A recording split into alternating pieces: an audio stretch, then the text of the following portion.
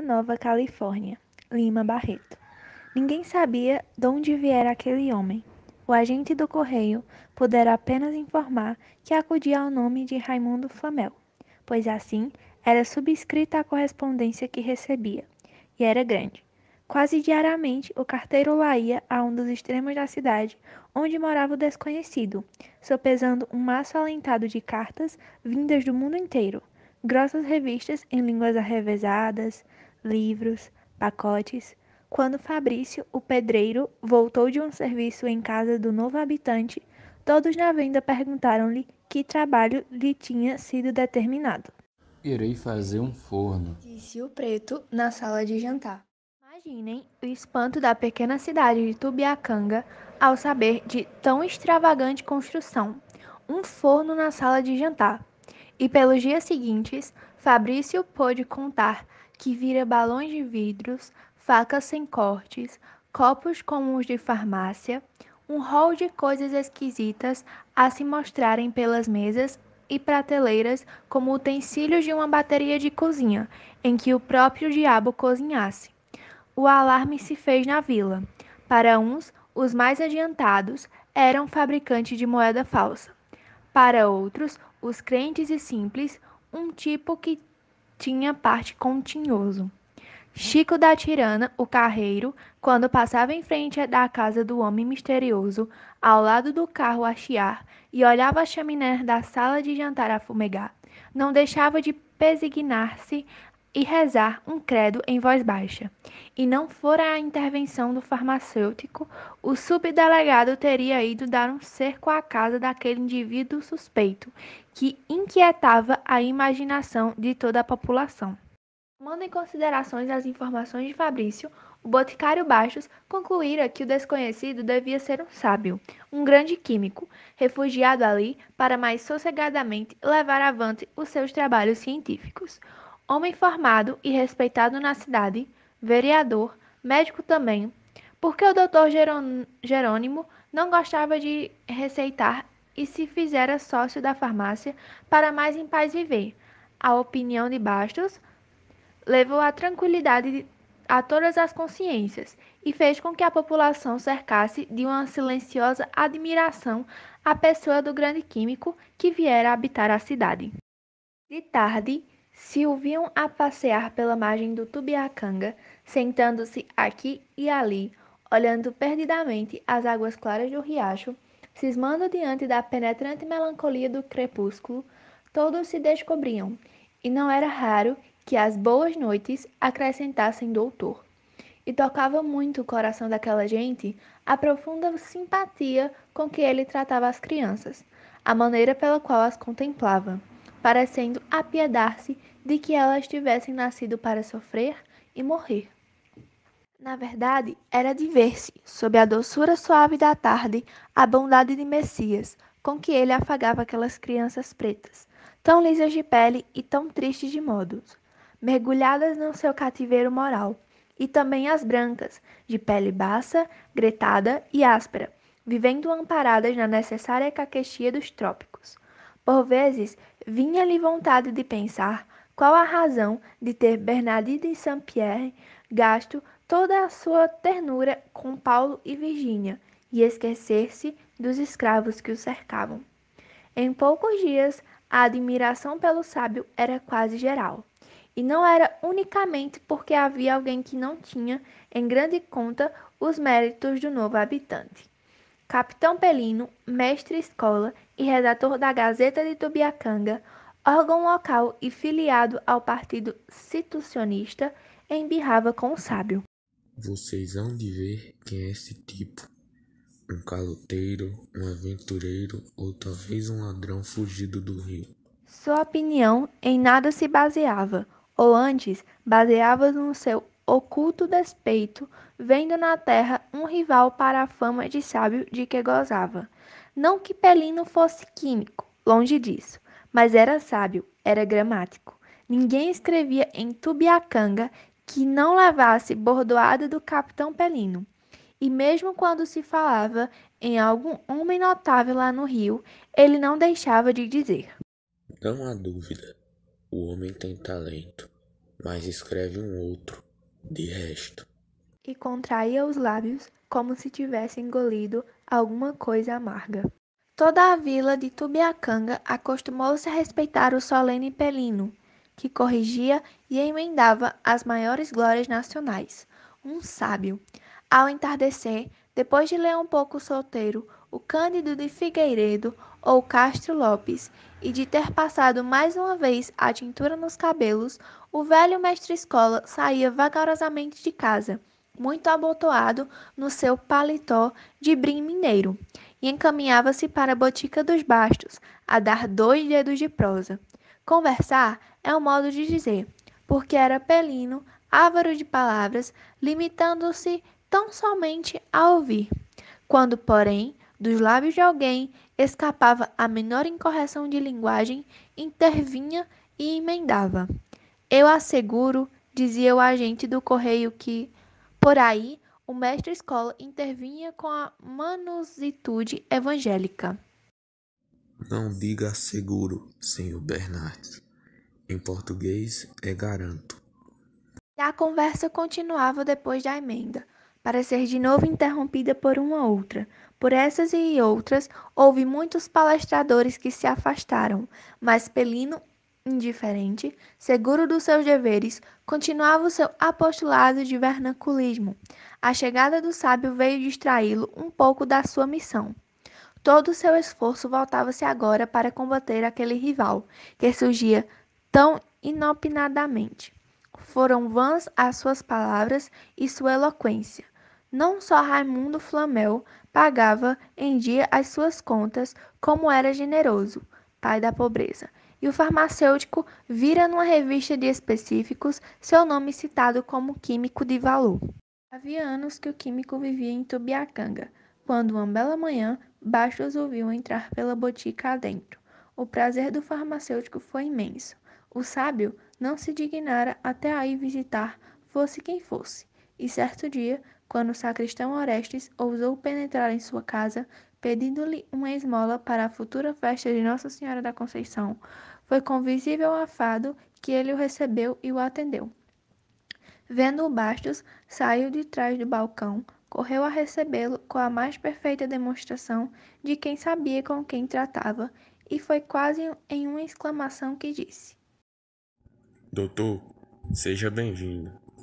O sábio pareceu não se surpreender nem com a demonstração de respeito do farmacêutico, nem com o tratamento universitário. Docemente, olhou um instante a armação cheia de medicamentos e respondeu: Desejava falar-lhe em particular, senhor Bastos. O espanto do farmacêutico foi grande. Em que poderia ele ser útil ao homem cujo nome corria o mundo e de quem os jornais falavam com tão acendrado respeito? Seria dinheiro?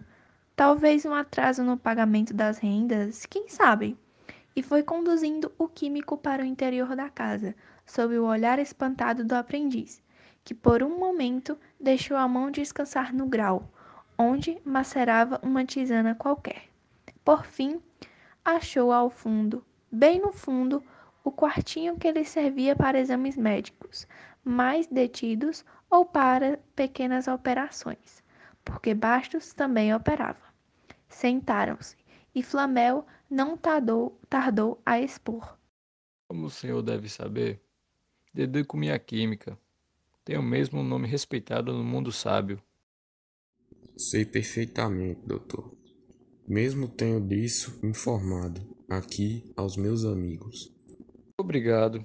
Pois bem, fiz uma grande descoberta, extraordinária. Vergonhado com seu entusiasmo, o sábio fez uma pausa e depois continuou. Uma descoberta, mas não me convém. Por ora, comunicar ao mundo sábio, compreende? Perfeitamente. Por isso precisava de 3 pessoas conceituadas que fossem testemunha de experiência dela e me dessem o atestado em forma, para resguardar a prioridade da minha invenção. O senhor sabe, há acontecimentos imprevistos e Certamente. Não há dúvida. imagine o senhor que se trata de fazer ouro. Como? O quê? Fez Bastos arregalando os olhos. Sim, ouro. Como? O senhor saberá.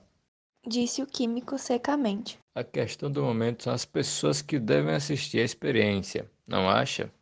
Com certeza.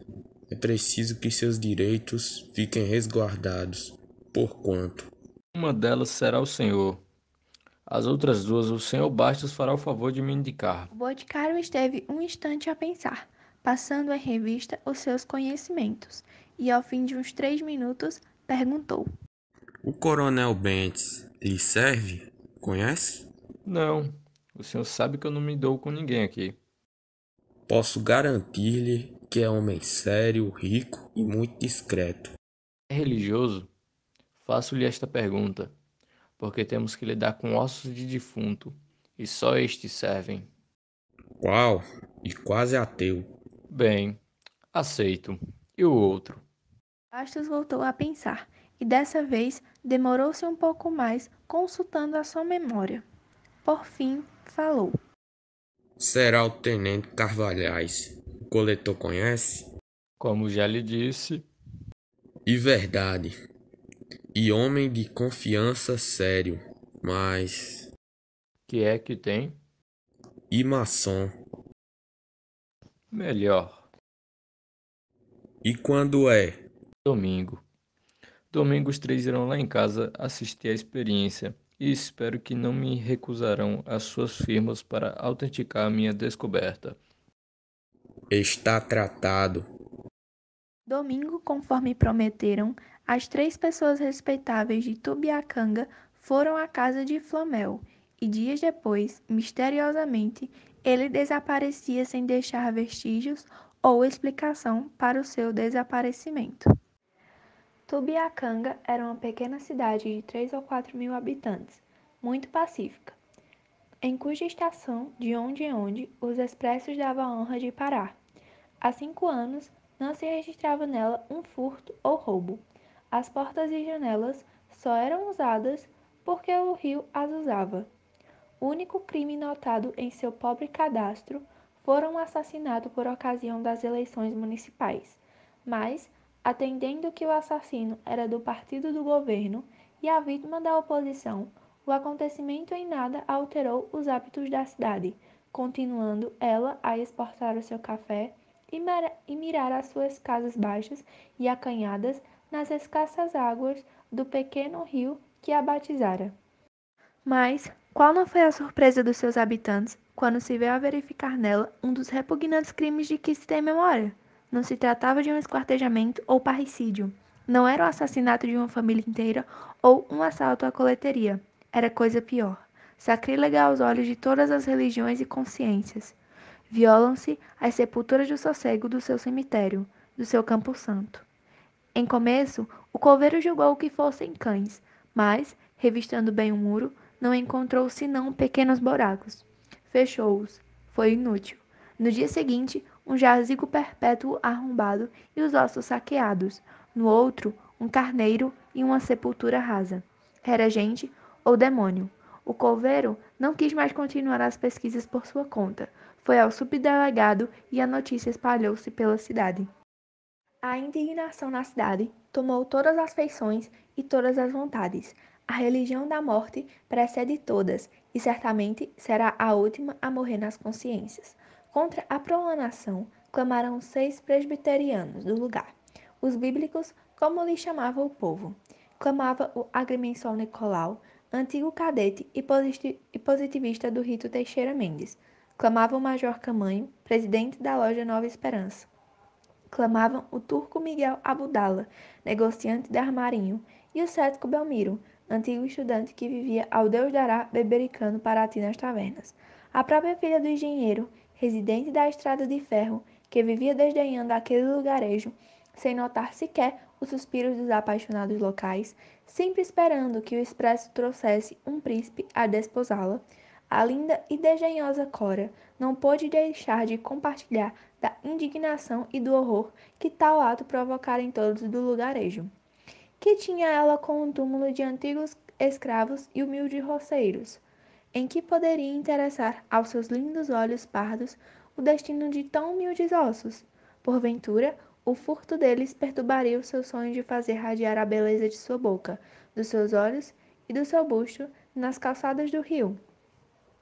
De certo não, mas era a morte implacável e onipotente de que ela também se sentia escrava, e que não deixaria um dia de levar a sua linda caveirinha para a paz eterna do cemitério. Cora queria que os seus ossos sossegados, quietos e comodamente descansados, num caixão bem feito e num túmulo seguro, depois de ter sido a sua carne, encanto e prazer dos vermes. O mais indignado, porém, era Pelino. O professor deitara artigo de fundo, imprecando, bramindo, gritando. A história do crime, já bastante rica de fatos repugnantes, como sejam o esquartejamento de Maria de Macedo, o estrangulamento dos irmãos Fuuco, não se registram que seja tão como o saque das sepulturas do Sossego. E a vila vivia em sobressalto. Nas faces não se lia mais paz. Os negócios estavam paralisados, os namoros suspensos. Dias e dias por sobre as casas pairavam nuvens negras, e à noite todos ouviam ruídos, gemidos, barulhos sobrenaturais. Parecia que os mortos pediam vingança. O saque, porém, continuava. Toda noite eram 2, 3 sepulturas abertas e esvaziadas de seu fúnebre conteúdo. Toda a população resolveu ir em massa guardar os ossos dos seus maiores. Foram cedo, mas, em breve, cedendo à fadiga e ao sono, retirou-se um, depois outro, e pela madrugada já não havia nenhum vigilante. Ainda nesse dia, o coveiro verificou que 2 sepulturas tinham sido abertas e os ossos levados para destino misterioso. Organizaram então uma guarda. 10 homens decididos juraram perante o subdelegado vigiar durante a noite a mansão dos mortos. Nada houve de anormal na primeira noite, na segunda e na terceira, mas na quarta, quando os vigias já se dispunham a cochilar, um deles julgou lobrigar um vulto esgueirando-se por entre a quadra dos carneiros. Correram e conseguiram apanhar 2 dos vampiros. A raiva e a indignação, até aí sopitadas no ânimo deles, não se contiveram mais, e deram tanta bordoada nos macabros ladrões que os deixaram estendidos como mortos. A notícia correu logo de casa em casa, e quando de manhã se tratou de estabelecer a identidade dos 2 malfeitores, foi diante da população inteira que foram neles reconhecidos o coletor Cavalhais e o coronel Bentes, rico fazendeiro e presidente da Câmara.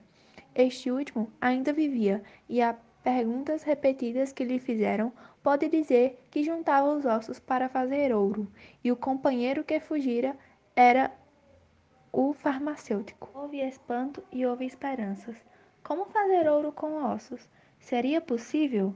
Mas aquele homem rico, respeitado, como desceria ao papel de ladrão de mortos se a coisa não fosse verdade?